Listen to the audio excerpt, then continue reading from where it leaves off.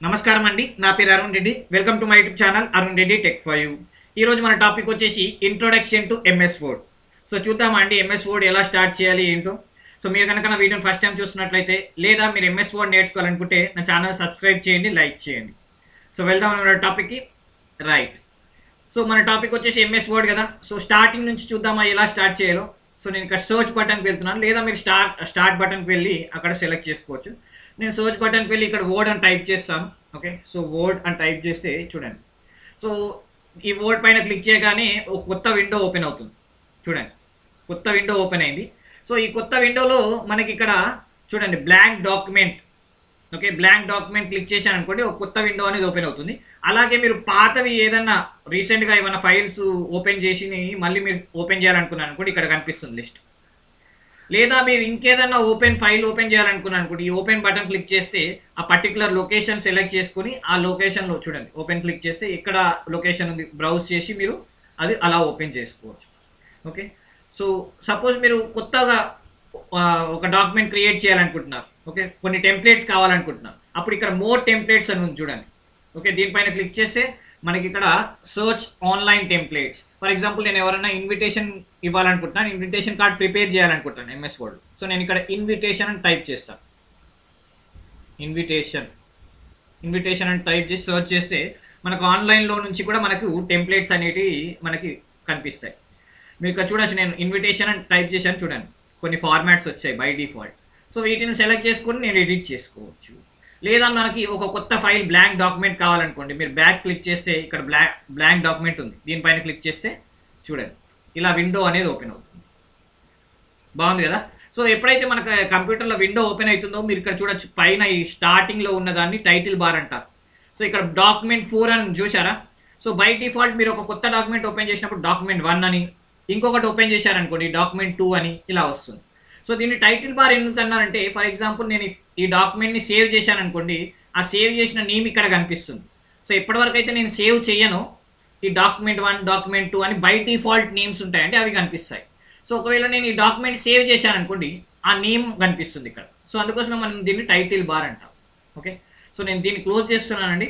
Right. Okay, so ఇక్కడ చూడండి by default నేను సేవ్ చేశాను, ఇంట్రొడక్షన్ టు ఎంఎస్ వర్డ్ అని సేవ్ చేశాను. ఇది ఇక్కడ మనకి ఇంట్రొడక్షన్ టు ఎంఎస్ వర్డ్ అని చూపిస్తుంది.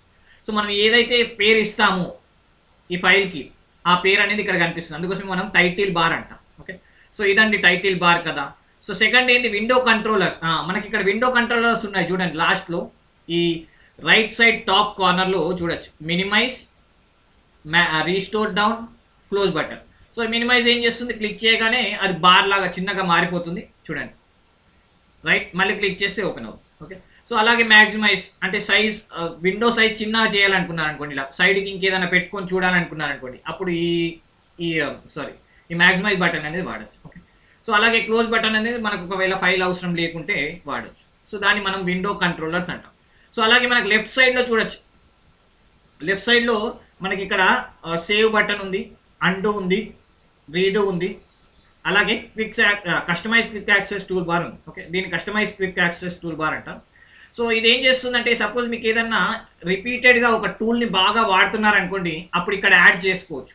అదేం చేస్తుందంటే, సపోజ్ న్యూ ఫైల్ ఉంది లేదా ఓపెన్ ఫైల్ ఉంది. ఓకే, అది రిపీటెడ్గా వాడుతున్నారనుకోండి, అప్పుడు ఇక్కడ మీరు యాడ్ చేసుకోవచ్చు. మీకు ఇక్కడ చూపిస్తుంది చూడండి. సో ఇక్కడ ఏదైనా సపోజ్ న్యూ ఉంది కదా, న్యూ పైన క్లిక్ చేసి అనుకోండి, చూడండి న్యూ అనేది ఇక్కడ యాడ్ అయింది. సో ఇలా మనం ఫాస్ట్గా వర్క్ కావడానికి రిపీటెడ్గా మనం వాడేటివి ఇక్కడ యాడ్ చేసుకోవచ్చు. దీన్ని మనం customise quick access tool bar అంటాం. సో పేరులోనే ఉంది quick access tool bar. Okay, so next చూడొచ్చు మనకి ఇక్కడ రిబ్బన్ ట్యాబ్స్. సో వీటిని రిబ్బన్ ట్యాబ్స్ అంటారు చూడండి. File, home tab, insert, draw. So ఇలా మనకి ఎన్ని ఉన్నాయి చూడండి, 1 2 3 4 5 6 7 8 9 10 11 రిబ్బన్ ట్యాబ్స్ ఉన్నాయి. సో వీటిని మనం రిబ్బన్ ట్యాబ్స్ అంటాం. సో ఈ రిబ్బన్ ట్యాబ్స్లో గ్రూప్ అయి ఉంటాయి. సపోజ్ ఫాంట్కి సంబంధించింది, ఫాంట్కి కలర్ వేయాలి, ఫాంట్ సైజ్ పెంచాలి, ఇవన్నీ ఇక్కడ ఉన్నాయి చూడండి. సో దీనిలో ఈ కార్నర్లో దీన్ని డైలాగ్ లాంచర్ అంటారు, ఎందుకంటే ఈ రిబ్బన్ ట్యాబ్లో అన్నీ కనిపించవు.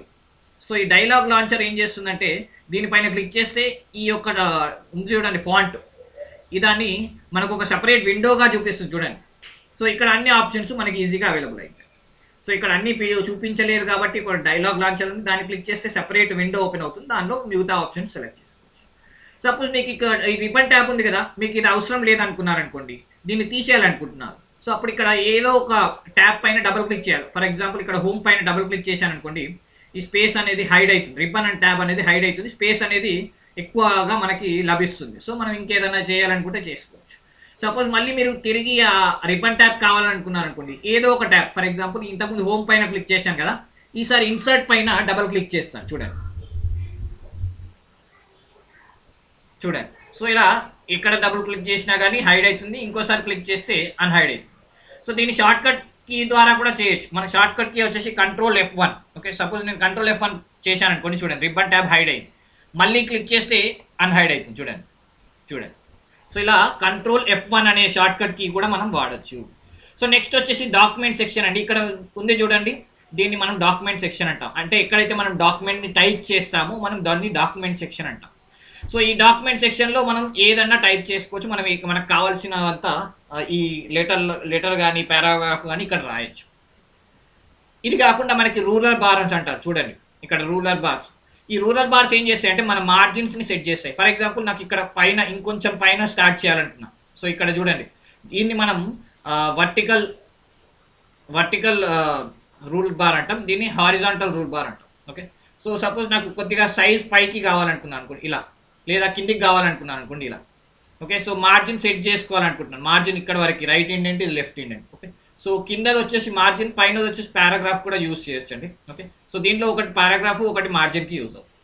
సో ఇలా రూలర్ బార్ ఏం చేస్తుందంటే మన మార్జిన్స్ని సెట్ చేస్తుంది, మార్జిన్స్ కానీ పారాగ్రాఫ్ని కానీ మనం సెట్ చేసుకోవచ్చు, రైట్.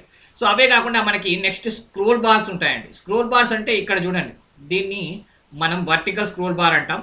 సో మనకి హారిజాంటల్ కూడా ఉంటుంది. హారిజాంటల్ జనరల్గా కనిపించదు, మనం జూమ్ చేసామనుకోండి, ఫర్ ఎగ్జాంపుల్ నేను కొద్దిగా జూమ్ చేస్తాను. జూమ్ చేసినప్పుడు మనకు ఆటోమేటిక్గా చూడండి ఇప్పుడు వచ్చింది. సో ఎప్పుడైతే పేజ్ మొత్తం కనిపించదో అప్పుడు మాత్రమే ఈ హారిజాంటల్ స్క్రోల్ బార్ అనేది కనిపిస్తుంది. Okay, right. నెక్స్ట్ వచ్చేసి మనకి స్టేటస్ బార్ అండి. సో స్టేటస్ బార్లో ఏముంటాయంటే సపోజ్ ఇక్కడ మనం ఏమేమి టైప్ చేసాం. ఓకే, ఇక్కడ చూడండి పేజ్ 1 of 1. సో మనం ఫస్ట్ పేజ్లో ఉన్నామాట. ఎన్ని పేజెస్ ఉన్నాయి? ఒకటే పేజ్. ఫర్ ఎగ్జాంపుల్ మీరు 10 పేజెస్ టైప్ చేశారనుకోండి, ఇక్కడ 10 అని చూపిస్తుంది. సపోజ్ మీరు సెకండ్ పేజ్లో ఉన్నారు, 10 పేజీలు టైప్ చేశారు, సెకండ్ పేజ్లో ఉన్నారు. సో అప్పుడు 2 of 10 అంటే సెకండ్ పేజ్లో ఉన్నారు, 10 పేజీలు ఉన్నాయి, దానిలో సెకండ్ పేజ్లో ఉన్నారు. అలాగే మీకు ఇక్కడ చూడొచ్చు వర్డ్స్ 37 వర్డ్స్ అని చూపిస్తుంది. ఫర్ ఎగ్జాంపుల్ నేను ఇక్కడ ఎంటర్ కొట్టి ఇంకొక వర్డ్ ఎంటర్ చేశాను అనుకోండి, హలో అని, చూడండి అప్పుడు 38 వర్డ్స్ అని చూపిస్తుంది. సో మన కౌంట్ కూడా చూపిస్తుంది, వర్డ్స్ యొక్క కౌంట్ కూడా చూపిస్తుంది. బాగుంది కదా, రైట్. సో అదే కాకుండా మనకి రైట్ సైడ్లో జూమ్ ఇన్ జూమ్ అవుట్, ఒకవేళ మీరు పేజ్ని జూమ్ చేయాలనుకున్నారు అనుకోండి, ఇక్కడ చూడొచ్చు ప్లస్ సింబల్ పైన క్లిక్ చేస్తే జూమ్ అవుతుంది. సో మైనస్ సింబల్ పైన క్లిక్ చేశారనుకోండి Zoom out, Zoom in Zoom out. Okay, so plus పైన క్లిక్ చేస్తే మనకి ఇక పెద్దగా కనిపిస్తుంది, మైనస్ పైన క్లిక్ చేస్తే చిన్నగా కనిపిస్తుంది. దీన్ని మనం జూమ్ ఇన్ జూమ్ అవుట్ కూడా అంటాం. సో అలాగే మనకి ఇంకా లేఅవుట్స్ కూడా ఉన్నాయి చూడండి, 3 లేఅవుట్స్ ఉన్నాయి. సో ఫస్ట్ లేఅవుట్ అనేది రీడ్ మోడ్ అండి. సో దీన్ని క్లిక్ చేస్తాను. రీడ్ మోడ్ ఏంటంటే మనం ఓన్లీ రీడ్ చేయొచ్చు, దీంట్లో ఎడిట్ చేయరాదండి. ఓకే, సో దీన్ని మనం ఎడిట్ చేయరాదు, ఓన్లీ రీడ్ చేయొచ్చు, దీన్ని మనం రీడ్ మోడ్ అంటాం.